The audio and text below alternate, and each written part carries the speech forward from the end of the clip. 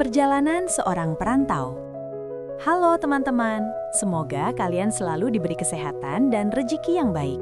Hari ini kita akan mendengarkan sebuah kisah inspiratif tentang bagaimana kebaikan kecil bisa mengubah nasib seseorang secara luar biasa. Di sebuah kota besar yang ramai, hiduplah seorang pemuda bernama Raka. Ia berasal dari sebuah desa kecil yang sederhana. Sejak kecil, Raka sudah terbiasa hidup dalam keterbatasan. Ayahnya seorang petani dan ibunya menjual sayur di pasar desa. Meski hidup sederhana, kedua orang tuanya selalu mengajarkan satu hal penting. Jangan pernah berhenti berbuat baik kepada orang lain. Setelah lulus sekolah menengah, Raka memutuskan merantau ke kota untuk mencari kehidupan yang lebih baik. Ia ingin membantu orang tuanya dan memperbaiki nasib keluarganya.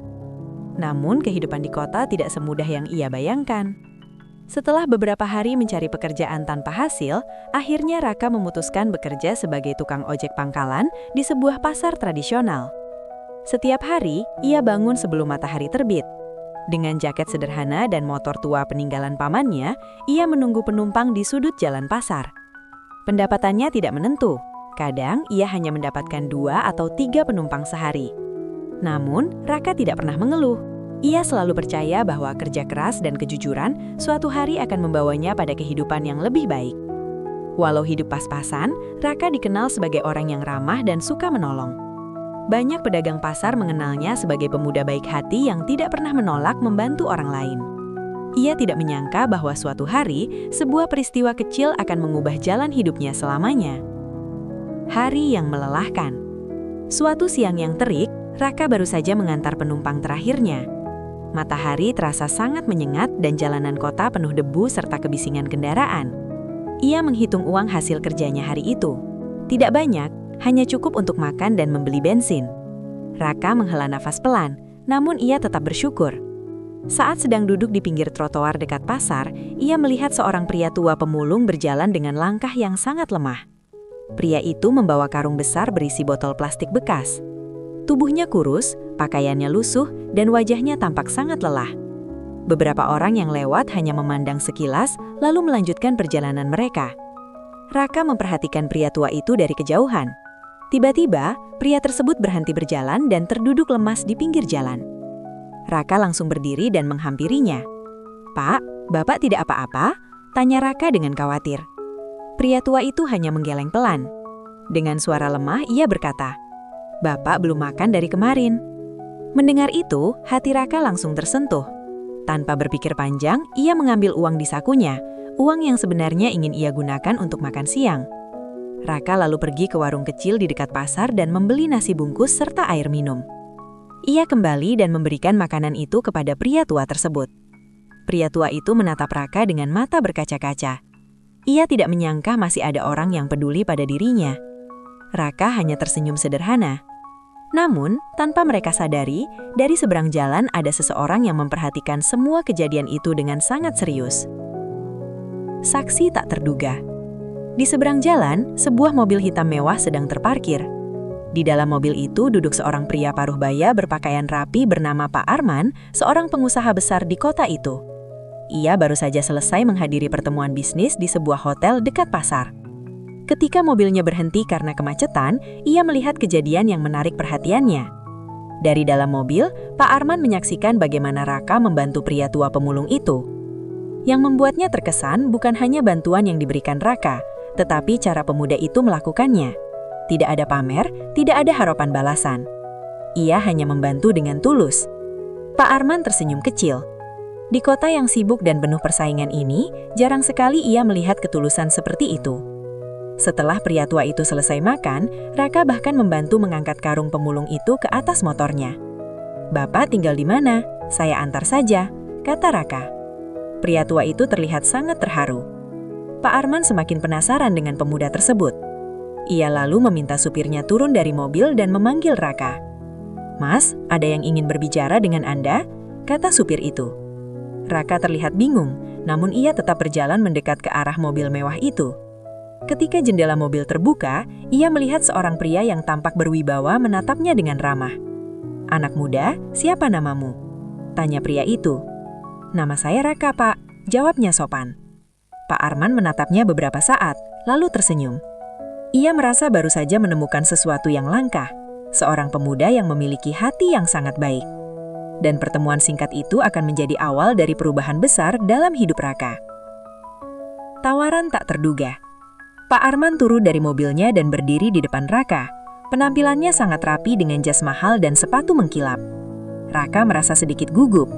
Ia belum pernah berbicara langsung dengan orang yang tampak sebegitu kaya dan berwibawa. "Baru saja saya melihat apa yang kamu lakukan," kata Pak Arman. Raka tersenyum kecil. "Saya hanya membantu, Pak." "Kenapa kamu lakukan itu?" tanya Pak Arman lagi. "Karena beliau lapar, Pak. Kalau saya di posisi beliau, saya juga berharap ada yang menolong." Jawaban sederhana itu membuat Pak Arman semakin terkesan. Ia kemudian bertanya tentang kehidupan Raka. Pemuda itu menceritakan bahwa ia berasal dari desa dan bekerja sebagai tukang ojek untuk membantu orang tuanya. Pak Arman terdiam beberapa saat, lalu berkata, "Saya punya perusahaan logistik besar. Saya selalu mencari orang yang jujur dan baik hati." Raka mendengarkan dengan penuh perhatian. "Kalau kamu mau, datanglah ke kantor saya besok pagi," lanjut Pak Arman sambil memberikan kartu namanya. Raka menatap kartu itu dengan tidak percaya. "Pak, saya hanya tukang ojek," katanya ragu. Pak Arman tersenyum. "Justru itu yang membuat saya percaya padamu." Langkah baru. Malam itu Raka hampir tidak bisa tidur. Ia terus memikirkan pertemuan aneh yang terjadi siang tadi.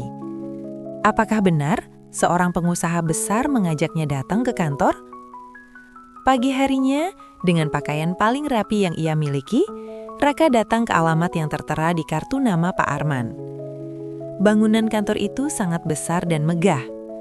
Raka merasa kecil saat berdiri di depan pintunya.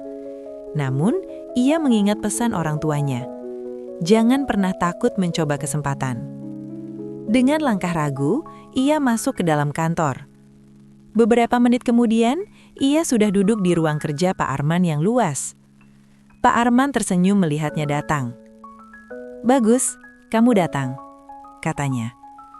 Setelah berbincang cukup lama, Pak Arman memutuskan memberi Raka pekerjaan sebagai staf operasional di perusahaannya. Raka hampir tidak percaya. Hidupnya mulai berubah sejak hari itu. Belajar dari nol. Awalnya Raka merasa kesulitan bekerja di kantor besar. Banyak hal baru yang harus ia pelajari. Namun ia tidak menyerah.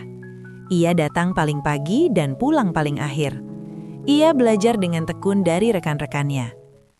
Pak Arman diam-diam memperhatikan perkembangan Raka. Ia melihat pemuda itu bukan hanya baik hati, tetapi juga pekerja keras. Sedikit demi sedikit, Raka mulai dipercaya memegang tanggung jawab lebih besar. Kepercayaan besar. Beberapa tahun berlalu. Raka yang dulu tukang ojek, kini sudah menjadi salah satu manajer di perusahaan Pak Arman. Ia dikenal sebagai pemimpin yang jujur dan rendah hati. Pak Arman sangat bangga padanya. Suatu hari Pak Arman berkata, "Semua ini kamu dapatkan bukan karena keberuntungan, tetapi karena kebaikan hatimu." Raka hanya tersenyum haru. Ia tahu semua ini berawal dari satu tindakan sederhana. Kebaikan yang kembali. Kini kehidupan Raka jauh lebih baik. Ia bahkan sudah mampu membantu orang tuanya dan membangun rumah baru di desa. Namun satu hal tidak pernah berubah. Hatinya yang suka menolong. Ia sering membantu para pemulung dan pekerja kecil di sekitar kantornya. Setiap kali melihat mereka, ia selalu teringat hari ketika ia menolong seorang pria tua yang kelaparan. Raka akhirnya memahami satu hal penting dalam hidup. Kadang, satu kebaikan kecil bisa membuka pintu rezeki yang tidak pernah kita bayangkan sebelumnya. Dan kebaikan itu selalu menemukan jalan untuk kembali kepada orang yang melakukannya.